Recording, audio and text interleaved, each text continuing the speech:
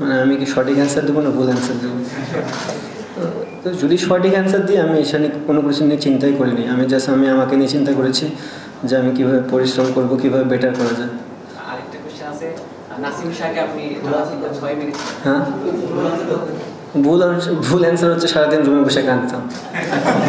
এটা হচ্ছে মন রক্ষার থেকে, বাট এটা ফ্যাক্ট না।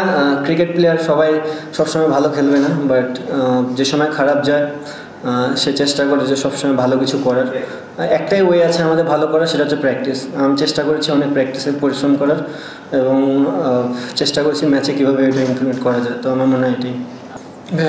ভারতে এখন পৌঁছায়নি, এখন ওটা ফিউচার, আর এইটা যেটা বললেন সেটা পাস্ট। এটা দুটোর ভিতরে কোনো পার্থক্য নেই। এখন প্রেজেন্টে আসি, আমার একটু পর প্র্যাকটিস আছে, দেখি এখানে কী করা যায়।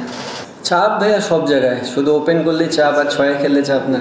ব্যাটসম্যান না, এটা ভুল কথা। আমার থেকেও ভালো ব্যাটসম্যান নিচে আছে, মিরাজ।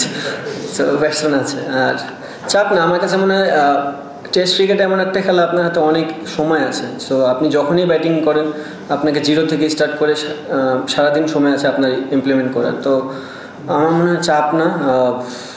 আমি যেভাবে প্র্যাকটিস করি, আমি চেষ্টা করতেছি ওইভাবেই খেলার।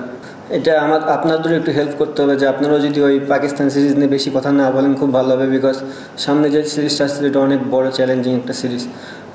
অ্যাজ এ প্লেয়ার আমার কাছে ওটা পাস্ট হয়ে গেছে। এখন সামনে যাওয়ার জন্য, বিকজ আপনারা জানেন ইন্ডিয়া বড় একটা দল, এবং আমাদের বলটাও চেঞ্জ হচ্ছে। সো এই বলে আমরা খুব কমই খেলি। চ্যালেঞ্জিং হবে, এবং আমাদের প্লেয়াররা খুব পরিশ্রম করতেছে, দেখা যাক কী হয়।